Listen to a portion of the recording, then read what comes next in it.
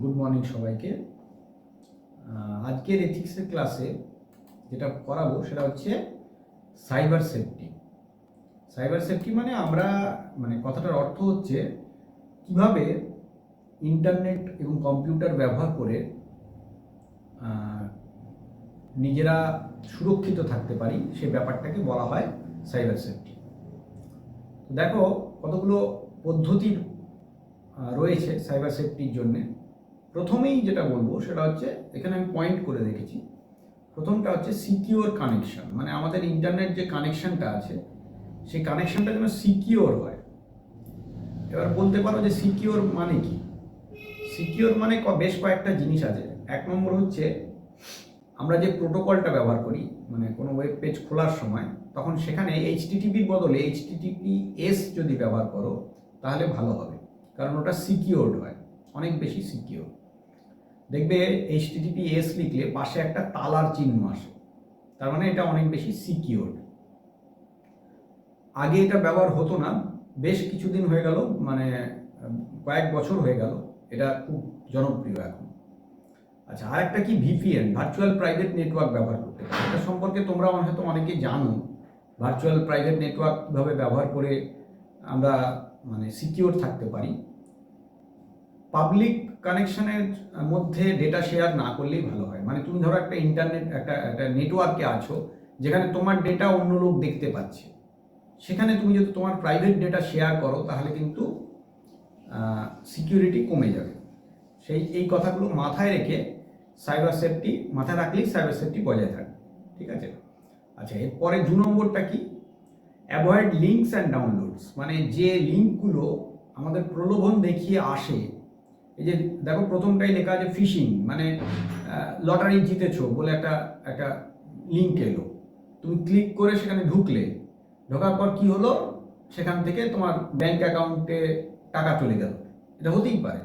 তো সেই জন্য এগুলো মাথায় রাখতে হবে। ঠিক আছে? কিংবা ধরো ওই রকম যে সমস্ত ফ্রড ব্যাপারগুলো আছে, ফিশিং, ইভসড্রপিং, অন্যান্য যেগুলো আছে, এই যে বা হ্যাকিং করে কেউ ঢুকতে চাইছে, তোমার কাছে একটা পাসওয়ার্ড চাইছে, তুমি পুট করে দিলে, এগুলো করা যাবে না, খুব সাবধানে ক্লিক করতে হবে। ঠিক আছে? ডাউনলোড লিঙ্ক বুঝে শুনে ক্লিক করতে হবে। যে কোনো লিঙ্ক দেখলেই ডাউনলোডে ক্লিক করবো, ওটা করা যাবে না। সিকিওর ওয়েবসাইট ছাড়া, যেখানে সেখানে রিনাউন্ড ওয়েবসাইট ছাড়া যে কোনো ওয়েবসাইট থেকে তথ্য ডাউনলোড করা কিন্তু বিপজ্জনক, এটা মাথায় রাখবে। আচ্ছা, 3 নম্বর হচ্ছে আইডেন্টিটি প্রোটেকশন। মানে তোমার নিজস্ব যে আইডেন্টিটি আছে, তোমার যে ধরো তোমার ক্রেডিট কার্ডের ডেটা আছে, মানে নাম্বার, তারপর পিন, এগুলো আছে, এগুলো প্রোটেক্ট করার জন্য কটা পদ্ধতি আছে। প্রথম হচ্ছে স্ট্রং পাসওয়ার্ড। তুমি যে কোনো অনলাইন যে পদ্ধতি ব্যবহার করছো, ব্যাংকিংয়ের জন্য বলো বা যে কোনো ক্ষেত্রে, তার পাসওয়ার্ড, জিমেলের বলো, সেগুলোর পাসওয়ার্ড সবসময় স্ট্রং দেবে। এমন দেবে যাতে ছোট হাতের অক্ষর থাকে, বড় হাতের অক্ষর থাকে, স্পেশাল ক্যারেক্টার থাকে, তারপর নাম্বার থাকে, সব মিক্সচার থাকে, এবং এমন একটা দেবে যেটা তোমার নাম সম্পর্কিত নয়, এমন একটা দেবে যেটা গেস করা কঠিন। সেটা এমন দেবে যাতে মনে থাকে তোমার, তুমি পারলে একটা ডায়েরি মেনটেন করবে পাসওয়ার্ড দেওয়ার জন্য। পাবলিক, দেখো 2 নম্বর হচ্ছে অ্যাভয়েড পাবলিক ওয়াইফাই। যে কোনো জায়গায় ফ্রিতে ওয়াইফাই দেখলে ব্যবহার করবে না, খবরদার ব্যবহার করবে না। কারণ ওয়াইফাই এর মাধ্যমে যে ইন্টারনেট হয় সেটা কিন্তু একটা গেটওয়ের মধ্যে দিয়ে যাওয়া আসা করে। সেখানে কিন্তু ওইখানে কেউ বসে থাকলে তোমার ডেটা চাইলে দেখে নিতে পারে।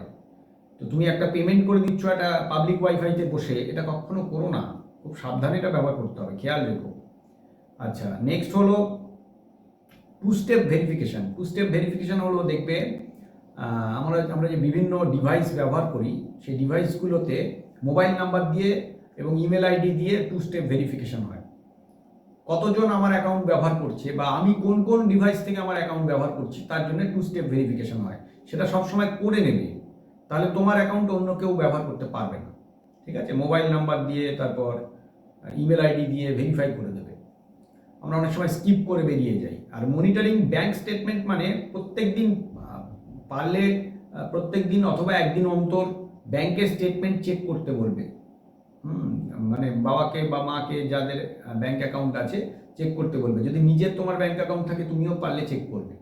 কারণ কি, যে কোনো সময় যদি কোনো কেউ চেষ্টাও করে ব্যাংক অ্যাকাউন্ট থেকে টাকা তুলে নেওয়ার বা হ্যাকিং করার, খুব অল্প সময়ের মধ্যে আমরা যদি রিজার্ভ ব্যাংকে জানাতে পারি, তাহলে কিন্তু আমরা টাকা ফেরতও পাই। সেই ব্যবস্থাও আছে, নিয়ম আছে, ঠিক আছে। তো কাজেই ব্যাংক স্টেটমেন্টটা নিয়মিত চেক করবে, ঠিক আছে। আচ্ছা, বা সাইবার সেফটি সেলে জানানো যেতে পারে, অনেক ব্যবস্থা আছে। আচ্ছা, এরপরে হচ্ছে কনফিডেন্সিয়ালিটি, মানে তোমার যে গোপনীয়তা, তোমার যে তথ্য তার যে গোপনীয়তা, সেটা রক্ষা করার জন্য এই সমস্ত ব্যবস্থাগুলো রয়েছে। দেখো এবিসিডি করে রেখেছি। ডেটা এনক্রিপশন মানে যে তথ্য পাঠাচ্ছ সেটা সাধারণ অবস্থায় পাঠাবে না, একটা সফটওয়্যার দিয়ে তুমি লক করে পাঠাতে পারো। ওই সফটওয়্যার ছাড়া খোলাই যাবে না, তুমি পাসওয়ার্ড না বলে দিলে কেউ খুলতেই পারবে না। কি কি সফটওয়্যার আছে, বিট লকার আছে, ফাইল ভল্ট আছে, এরকম অনেক সফটওয়্যার আছে যেগুলো তোমার তথ্যটাকে কি করবে, এনক্রিপ্ট করে দেবে। তো এটা করেও তুমি পাঠাতে পারো, ঠিক আছে। ফায়ারওয়াল সেট করতে পারো। সঠিক ফায়ারওয়াল যদি সেট করা থাকে, তাহলে পরে তোমার কম্পিউটারে যে কোনো কেউ চাইলেও হ্যাকিং করে ঢুকতে পারবে না। ফায়ারওয়াল একটা সিকিউরিটি টুল আর কি, হ্যাঁ, যেটা মানে অনেকগুলো জিনিস মিলিয়ে তৈরি হয়, অ্যান্টিভাইরাস দিয়ে, তারপরে বেশ কয়েকটা হার্ডওয়্যার সফটওয়্যারের কম্বিনেশন দিয়ে ফায়ারওয়ালটা তৈরি হয়, ঠিক আছে। আচ্ছা, অ্যান্টিভাইরাস তো জেনুইন অ্যান্টিভাইরাস রাখার চেষ্টা করবে, খুব বেশি দাম নয়, 200-300 টাকার মধ্যে আজকাল 1 বছর মানে পাওয়া যায়। হ্যাঁ, তো জেনুইন অ্যান্টিভাইরাস ব্যবহার করলে ভয় কম। ভিপিএন এর ব্যবহার তো আগেই বললাম। প্রোফাইল সেটিং মানে তুমি যে সমস্ত অ্যাকাউন্টগুলো ব্যবহার করো সোশ্যাল মিডিয়াতে, সেগুলোতে প্রোফাইল সেটিংটা ঠিক করে রাখবে, মানে যাতে যে কেউ কে কি দেখতে পাবে ওই সেটিংগুলো ঠিক করে রাখবে, তাহলে তোমার কনফিডেন্সিয়ালিটি বজায় থাকবে। হ্যাঁ, মানে পাবলিক করছো না প্রাইভেট করছো না ফ্রেন্ডস করছো, ওটা খেয়াল রাখবে।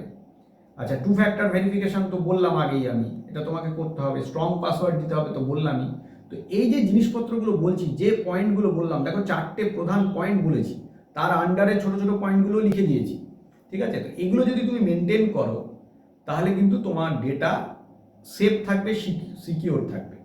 এবং এই মানে সিকিওর রাখার পদ্ধতিটাকেই আমরা বলছি সাইবার সেফটি, ঠিক আছে। আজকের ক্লাসে আমাদের এইটুকুই ছিল। আমি এই সাইবার সেফটির চ্যাপ্টারটাই করালাম।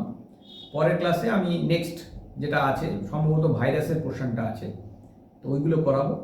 থ্যাংক ইউ সকলকে, প্রত্যেকটা ক্লাস অ্যাটেন্ড করো, নিশ্চয়ই ভালো লাগবে।